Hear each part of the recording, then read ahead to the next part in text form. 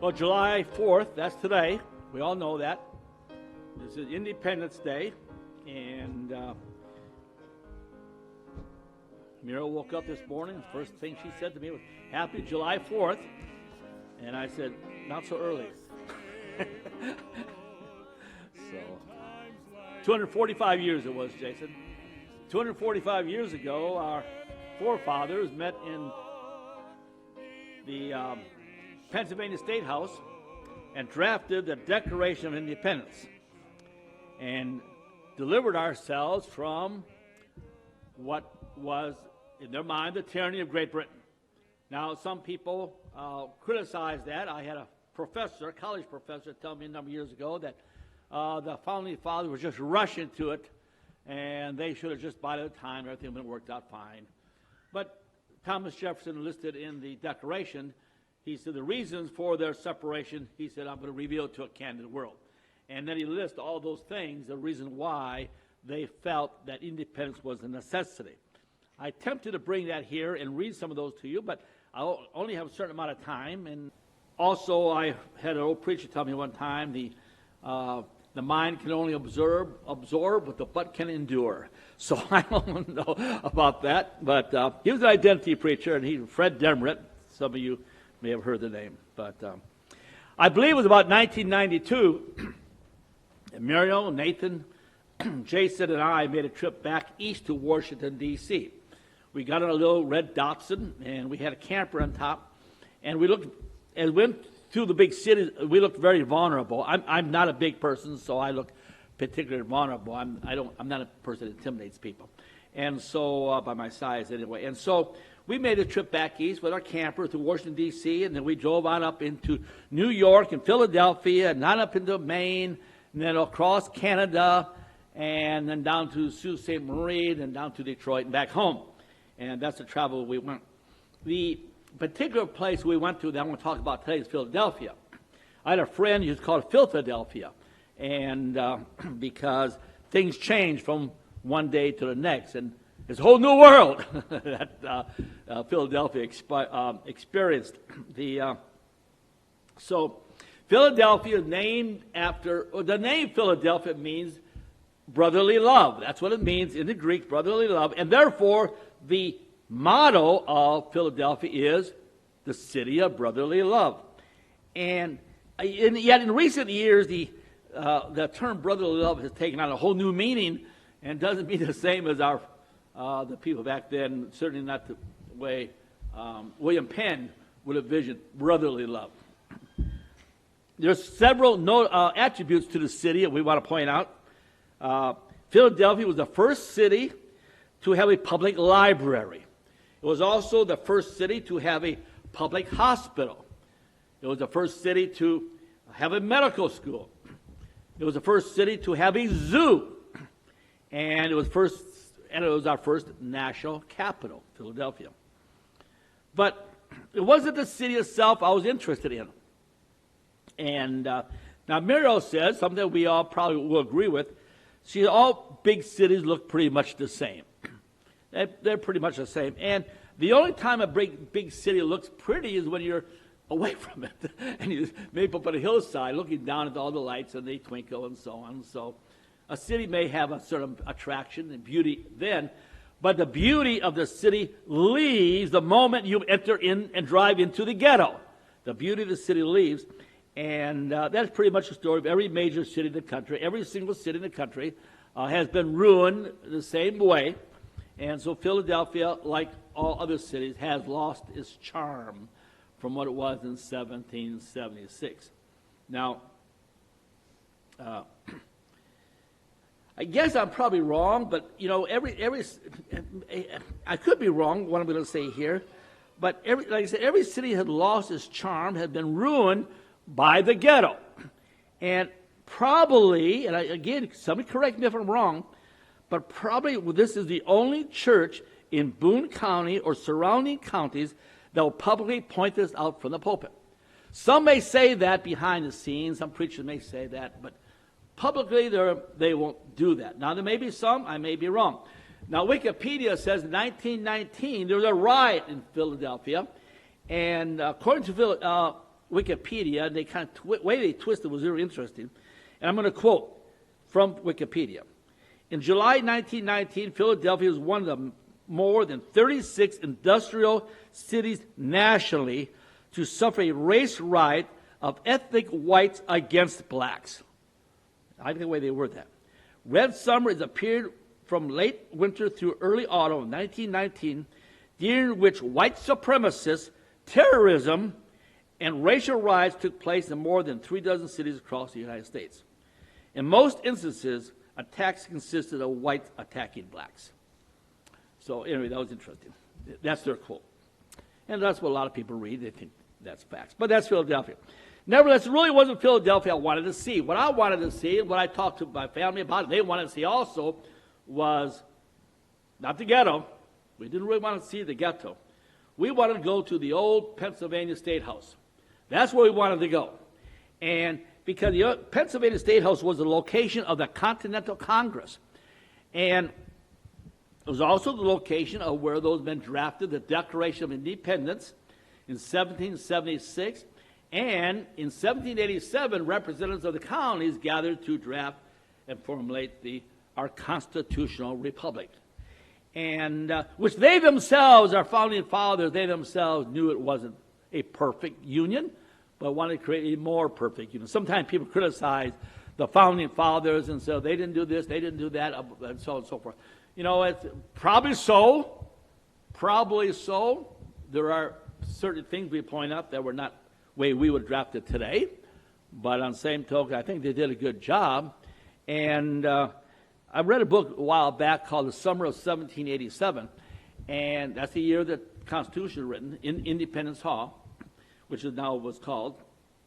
And it's a day-to-day account of the occurrences, the speeches, and the debate that occurred during this Constitutional Convention, which lasted from April 25, 1787 to September 17th, 1787. And it covered all the debate and arguments and all the things they wanted to do. Some people wanted to kind of establish kind of like a monarchy. Some wanted to have a president who'll be president for 25 years. They debated that and so forth.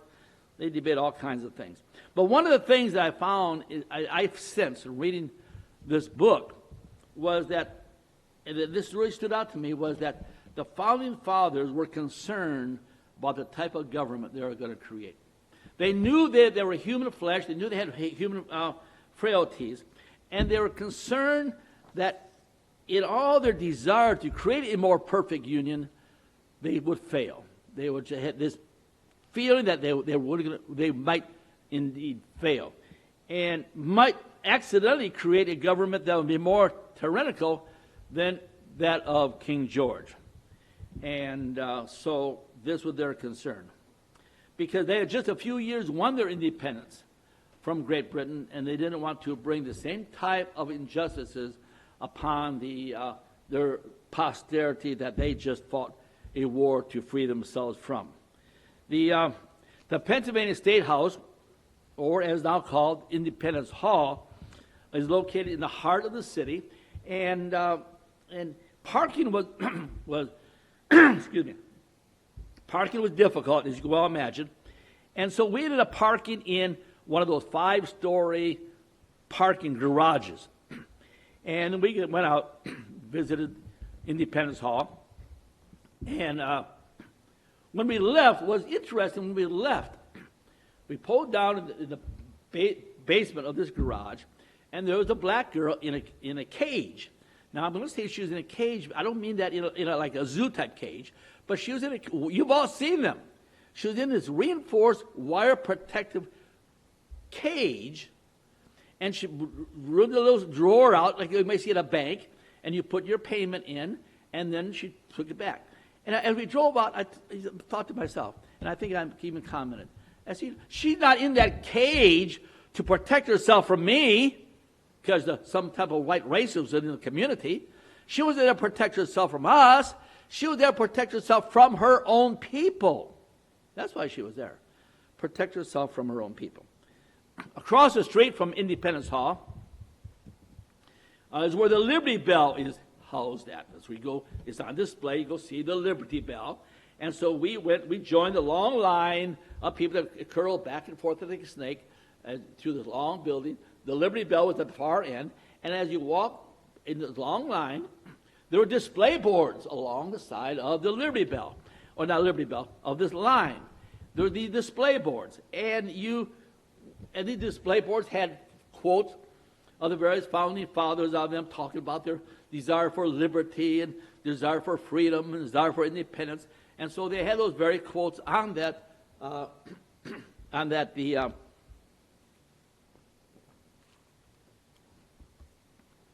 those display boards. And Patrick Henry, Thomas Jefferson, George Washington, they had all the quotes there.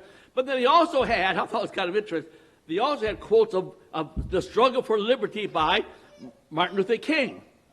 And while we certainly object to that, I guess in a liberal mind, we say, well, he's an American, so I guess an American. I mean, wouldn't see it that way, but from a liberal mind, maybe sort of justify it, I guess, maybe a real stretch. But then they had quotes by Nelson Mandela.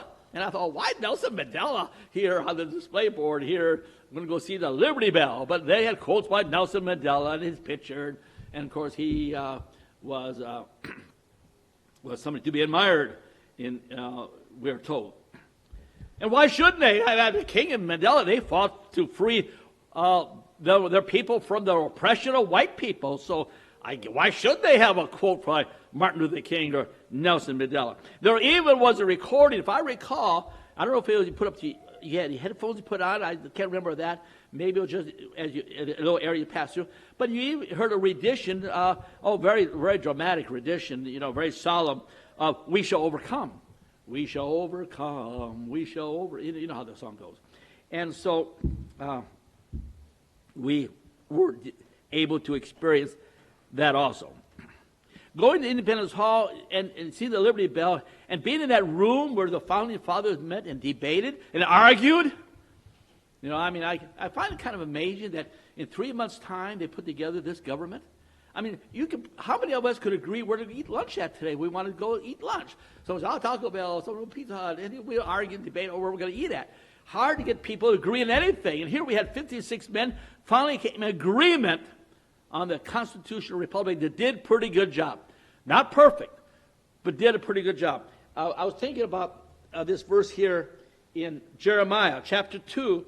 It said, yet I, talking to Israel, talking to our people, talking to our forefathers perhaps, he says, I planted thee a noble vine, wholly a right seed. How then art thou turned into a degenerate plant of a strange vine unto me? Well, it happens because we're wicked people. And our founding fathers, in spite of all we admire from them, we do have to admit they're wicked people too.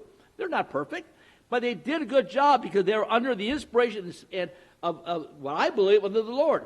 And he guided them and created a republic that has brought numerous blessings to our people and to the world. This whole new world. It created a whole new world. So going in the Independence Hall and being in that room, watching and seeing those chairs, and I read a story about the sun behind. I don't know how many people are familiar with that, but behind the chair where George Washington sat, not behind the chair, but not engraved, but carved into the chair was a half sun, and he remarked. He said, "Some have said, is this a setting sun or this a rising sun?" And he said, it's a rising sun he sees coming upon the colonies, upon the republic. So being there was an awesome experience. Kind of like I would feel when we were there in Massachusetts, there where the Pilgrims came after the treacherous voyage across the Atlantic, and there they stepped upon the shores of this new world. And it was a whole new world for them also. And not knowing what's going to happen, not knowing what dangers are out there behind the trees, not knowing what kind of endanger their families and their wives or their children would suffer, not knowing. And it was an awesome experience for them.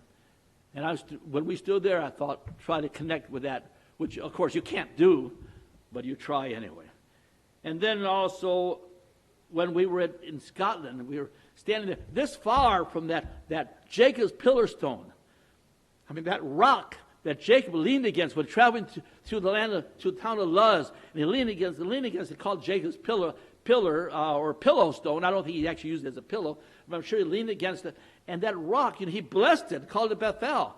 And what happened to the rock? The church is going to tell us, well, he probably, I don't know if they actually say this or not, but indicate he didn't do anything with the rock. Maybe tossed it over the hillside, and it would should seem awful odd. But that rock was carried on through the deserts and eventually ended up in Jerusalem and became the pillar stone which the kings of Israel were crowned upon. And then taken by Jeremiah the prophet to Ireland, and then King Fergus took it to Scotland, where it was the city of Scone, until King Edward in, I think, 1296 took it to London. So that stone, to be that close to that historical monument is awesome. And there we were in Independence Hall, an historical of the feel there of being in that room. The Declaration of Independence established our separation and independence from Great Britain. And some people, or a lot of people, overlook the fact that the Founding Fathers, just not by that document, did not just establish their independence from Great Britain, but they also established their dependence upon God. It says in that declaration, with a firm reliance on the protection of divine providence, we mutually pledge to each other our lives, our fortunes, sacred honor. What they're saying, we're withdrawing from Great Britain, and what are we doing? We're throwing ourselves to the feet of providence with firm reliance, firm dependence. That's what they're saying. They didn't just say we're separating from Great Britain and we're going to go on our own. They said we're separating from Great Britain, we're establishing independence, and what are we doing? We're throwing ourselves to the feet of the Lord, throwing ourselves to the feet of providence for His protection as we go into this venture, not knowing where it would end. John Hancock, the one who wrote the big name, he was one of the wealthiest men in the colonies. And he had a lot to lose. He had a lot to lose. And yet he was willing to sacrifice, if need be, his fortunes and even his sacred honor. And so that's what occurred in Independence Hall. Some people said, and I've heard people say it from this very pulpit, say only 3% of the people supported the American Revolution. You've all heard that, haven't you? And it's totally untrue. It's totally untrue to say 3% supported the American Revolution. The support of the American Revolution was an overwhelming support from the colonies. The 3% support of the American Revolution comes from this figure. Okay, Washington had an army of 80,000 soldiers. There's slightly under 3 million citizens in the colonies. 80,000, approximately 3% of the 3 million. And that's what they say, 3% fought in the revolution. Well, maybe 3% fought as soldiers, but that doesn't mean that they only had support of the 3%. John Boucher, who was a colonial preacher, and he was a loyalist, he became concerned about his own safety in his own congregation, because he said that 90% of the people in his congregation were patriots. They were for independence. And he became so fearful before he finally resigned that he started carrying a loaded weapon at him and the pulpit, because most of the people he was preaching to were for independence, and he was a loyalist to King George. George Washington in 1781 said that talked about the calamity upon the army that he was leading, and he said the inquietness prevailing among the people. But nonetheless, observe that a large majority are still firmly attached to the independence state and abhor a reunion with Great Britain. He said the vast majority of people still want independence, even all the suffering going through, all this disruption of their lives. They still felt that a reunion to Great Britain would be the worst of all calamities. Independence was so popular among the colonies that British soldiers were fearful going out into the countryside alone. They're afraid of there be a retribution from the colonies, so the people in the rural areas, And so in the cities where the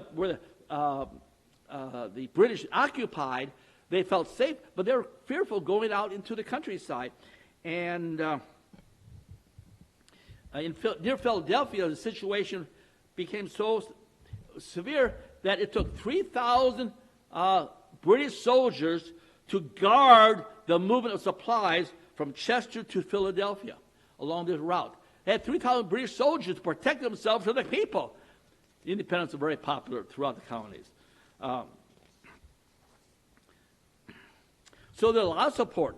Maybe 3% put on the official military garb issued by the Continental Congress, but there are all kinds of support from other factors. The U.S. Navy, the state, the Continental Marines had 2,000. There were an estimated 55,000 who served as privateers. One British soldier remarked how the enthusiasm for the independence was so strong in the colonies that he said, you kill 100 of them today, there'll be 200 more tomorrow.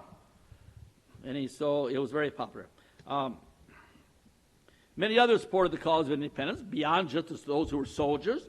There were the men and women who worked to feed the troops, that made clothing, provided supplies, gathered information, and protect the frontiers and shorelines. Independence was very popular throughout the colonies. Like any action, independence, like in this case, starts out small. It starts out small, but it gained momentum.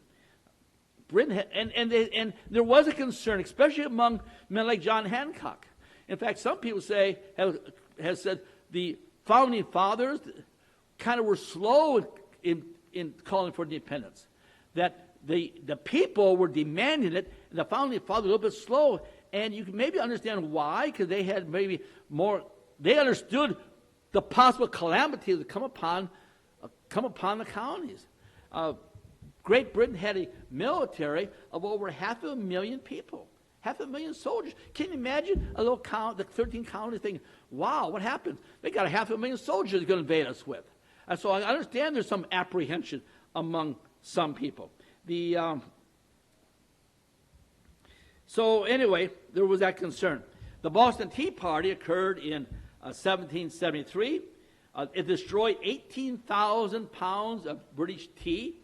And as a result, in retribution to that, or a judgment, General Thomas Gage ordered the port of Boston shut down, and ships could not come in and out until the citizens of Boston paid back the tea that was lost there in the harbor.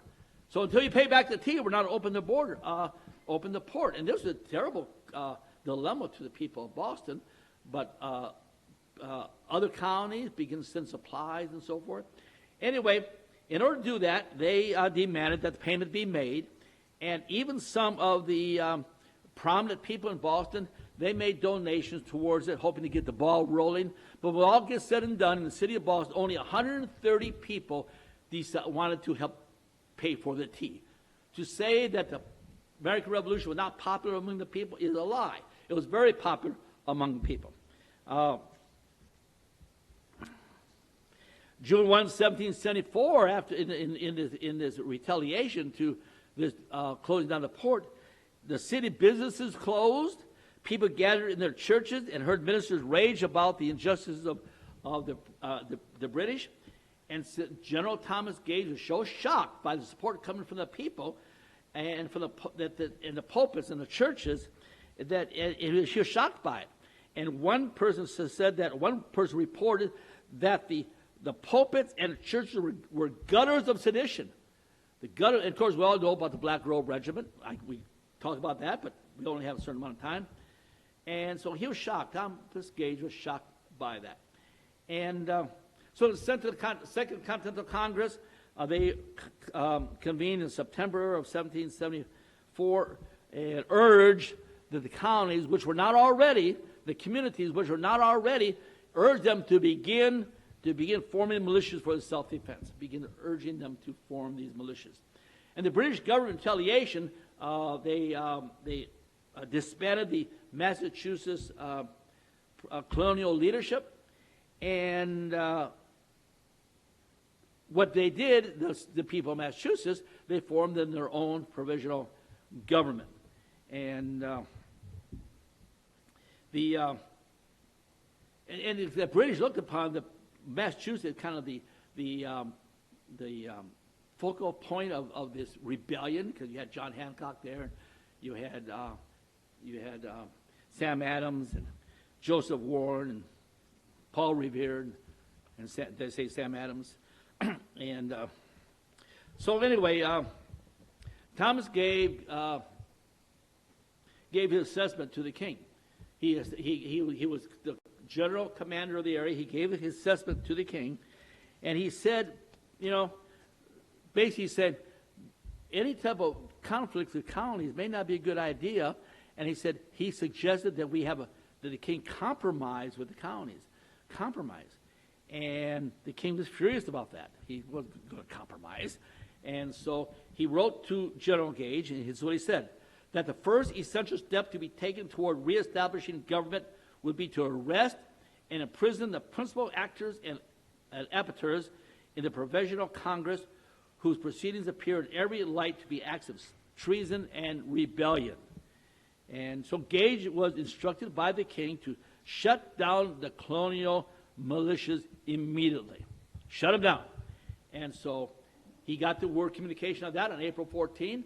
5 days later, on April 19, is when he sent Major John McCarran, I think it was, to Concord to confiscate the arms that were being stored at Concord. Also, Sam Adams was there at Concord, and John Hancock, which is kind of interesting. John Hancock was the richest man in the colonies, probably, certainly among those who patriots.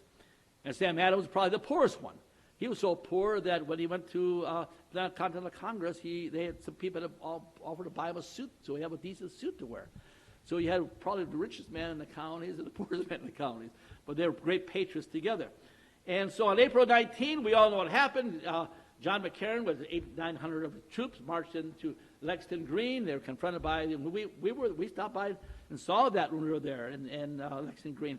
Stopped by there, and what did he say? What did McCarran say? He said, "Put down your arms, you rebels." I don't know what else he said. Put down your. Now, some have suggested that the reason Thomas Gage sent McCarran, even though he gave out this obnoxious threat to the patriots to put down your arms, some people said the reason he sent McCarran was because McCarran was kind of almost sympathetic to the colonies.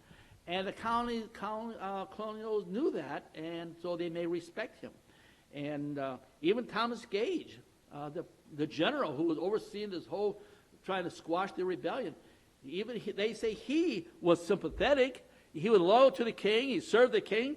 But he had been living in America for 20 years. He wasn't from Britain. He'd been living here for 20 years. He owned land in America, and he married an American girl named Margaret Kimball. He was an American, basically, living here for all that time, but he was still loyal subject to the king. And so he has, no doubt, some sympathies for the colonies also. And so they went to Concord, which is 21 miles from Boston, and then we know that what happened there. And then they had to shoot, the shot heard around the world because nobody knew where the shot came from, and the British eventually began heading back towards Boston. But by the time they reached Boston, they were like in a panic. They're in a panic mode because the Patriots were shooting at them from behind every rock and tree and bush and house that was along the pathway, and a orderly march back to Boston turned to a rout. Is that the word for that? I mean, just what out of control. So then after that was the Battle of Bunker Hill, which was June 17, Battle of Bunker Hill, and even though the British technically won, their defeat, to order to win was such a high price they paid. Then they said they could afford to have any more victories like this. They paid a terrible price, the loss of the officers and men, even though they technically won the battle. After the Battle of Bunker Hill, the king said the colonies were in open rebellion. They acknowledged they were now in open rebellion. In December 9, 1775, Patriots defeated the British at Great Bridge, Virginia. In February 27, Patriots defeated their lawless force at a battle at Moores Creek near Wilmington, North Carolina. In March 3 of 1776, The Continental Navy and Marines raided on British County in Nassau, the Bahamas, and took a large amount of valuable military supplies. In March 17, American siege forces called British to evacuate Boston. On May 10, Congress authorized each of the 13 counties to form their own state governments. I'm saying 75, 76 rather. In June of 1776, Virginia delegates, Richard Henry Lee, which I think was a father or grandfather of Robert E. Lee, I'm not sure, offered a formal resolution of calling Congress for an American independence. Present a formal resolution. However, in June, news reached counties that the king hired Hessian soldiers and mercenaries to engage the war against the colonies. I guess, can't imagine how fearful that might be, especially when a few days or a few weeks after that, they received word that 57 warships were heading toward the colonies with 35,000 troops. These are crack troops. These were soldiers. They're experienced in warfare. And so the colonies were had a lot to be fearful of, but they were being guided by divine providence. And then on July 2nd, Congress voted to approve the Articles of Independence, which was officially signed on July 4. And a new nation began. A new nation was formed. Within a very short time, it was the stroke of a simple pen on a piece of paper. America doubled in size with the addition of the Louisiana Purchase. Settlers from Europe fled into America and began to occupy the prairies of America.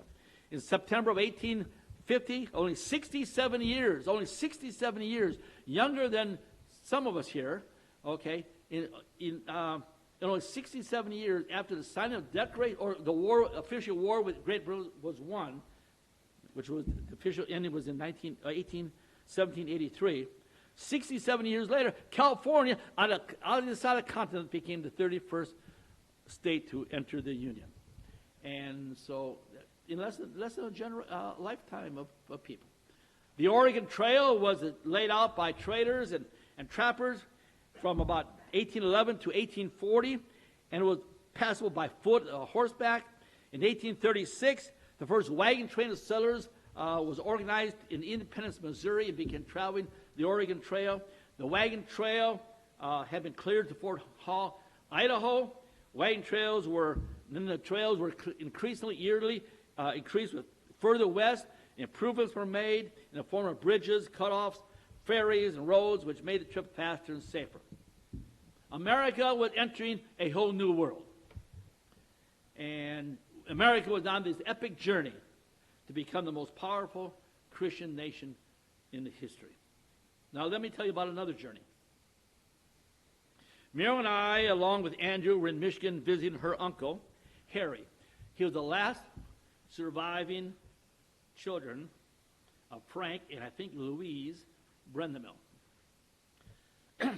He was in a nursing home, and we took him out for a ride. Went to the park. We went places to drive around, but went to the park, which is laid right along the Green Bay, which is north of Wisconsin. The water of the Green Bay was lapping up shore, just 15, 20 feet from where our picnic table was at. We drove around town, traveling on the same roads that he probably could have walked on as a child, even though he lived miles away, but they went in town. Some of the very same roads he probably walked on as a child. We crossed over the Menominee River and into Wisconsin. We drove around in town, and he remarked more than once. He said, "It's a whole new world out there. It's a whole new world out there." Like the story of Rip Van Winkle, who written by Washington Irving, who took a little walk into the Catskill Mountains from his home, and he met some strange men and gave him a mysterious thing to drink, as Washington Irving wrote in the short story, and he drank it, and he fell asleep. And he slept for 20 years. And like Harry, when he woke up, there was a whole new world out there. Matthew 13:24 says, "A parable put he forth unto them, saying, The kingdom of heaven is likened to a man which sowed good seed in the field. We just read there where God said, I planted you a noble vine, a righteous plant. Now you turn into this degenerate plant. The kingdom of heaven is like unto a man who sowed good seed in his field. But while men slept, his enemy came and sowed tares among the wheat and went his way. Like Harry, like Rip Van Winkle, we were all sleeping when the world changed. It's not the world created by our forefathers. It's not the vision our forefathers had. Patrick Henry and Thomas Jefferson, George Washington, and those unnamed heroes that you don't even hear about. That farmer who would leave his wife and children and toss over the head of his little boy. He wasn't thinking, I'm going to go out to war here, son. I'm going to go out to war, and guess what? If we win, we're going to be able to have a nation of homosexuals and sodomites. Isn't that wonderful? Do we really think those forefathers, those men, felt that way? When they cradled their little children in their arms, little girls in their arms, did they say to themselves, just think, honey, someday we win this war, you can marry up one of these slaves. Or you can decide to become a boy and be transgendered. These men didn't fight for that. They fought for a Christian government, a Christian ideals, and they've done principles and ideals to establish that. But then men slept. Men slept. The words proclaim liberty throughout the land are engraved on the Liberty Bell. And they were also the spirit of our forefathers. Proclaimed liberty. Recorded in Leviticus 25:10. The spiritual significance of that proclamation was fulfilled by the terms, the way I see it anyway. You may see it differently. Fulfilled by the terms of the new covenant. It proclaimed Jubilee to the people. While we were sleeping, a whole new world is out there. A whole new world had risen upon us. But it's not to proclaim liberty, but to proclaim the end of our people, the end of our republic, the end of liberty. We read in 2 Chronicles 7:14, if my people, not some other people, if my people, who are called by my name, will humble themselves and pray and seek my face and turn from their wicked ways, then I will hear from heaven, will forgive their sin, and will heal their land. Someone once said, I'm going to close very quickly. Someone once said, the health of our nation does not depend on who is in the White House. It does not depend on who is in the State House. It does not depend on who is in the courthouse. But the health of our nation depends on the people in the church house. And while that sounds good, it sounds good, the sad reality that the people in the church house today, they're sleeping also. The people in the church house are not awake. Go to other churches throughout the community, throughout the state. Are you finding the people in the church house awake? Or are they asleep? So that means absolutely nothing. It means absolutely nothing. The people in the church house are sleeping also. They're good people. They're moral people. Some of these houses, church houses you go to where they're sleeping, they have good values. And they have attachment to maybe the old days. But they're sleeping. They're sleeping. As the enemy walks among us, reaching down to steal our history, to steal our heritage, to steal our blood, and to steal our soil. While the enemy is seeking to destroy the very innards of who we are, our very spirit, it's God not good enough to say, I'm in a church house with good morals and values and teachings.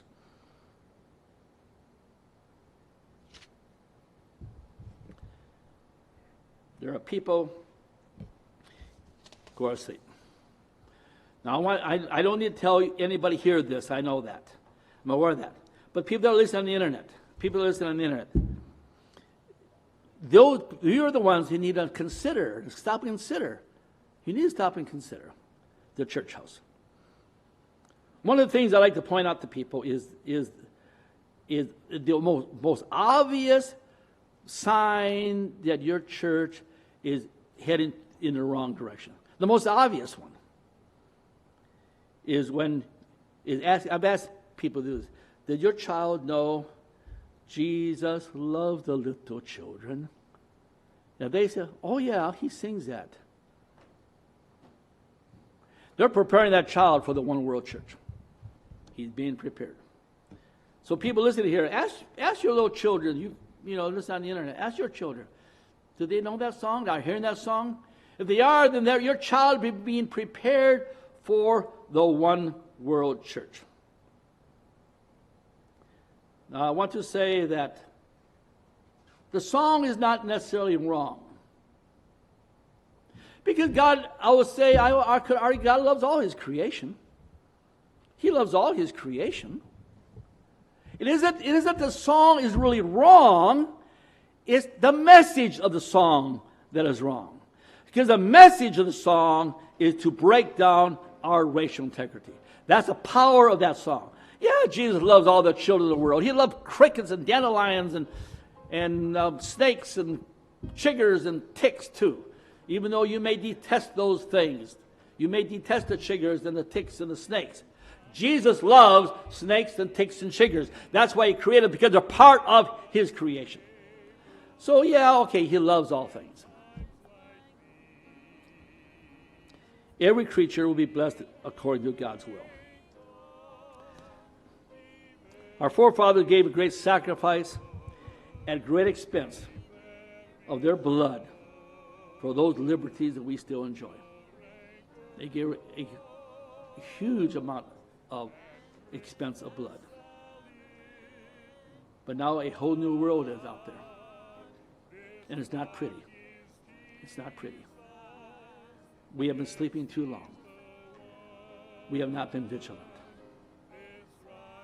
It's important that we all regain and understand how important this struggle is. Our children, our flesh, our very flesh and blood require us to be faithful.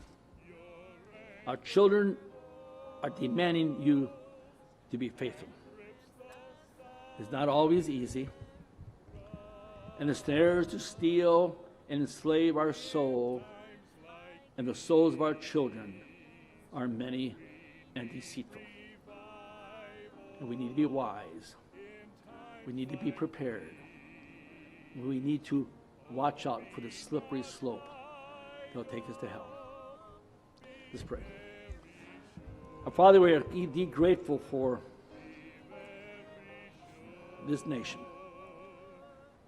We're indeed grateful for the power that you brought upon our founding fathers, the power of faith you put into the soul to establish this republic. We've been so wasteful and been so far asleep. Help us be strong. Help us be a mighty voice to reach our people. Help us be faithful. We ask in your name. Amen.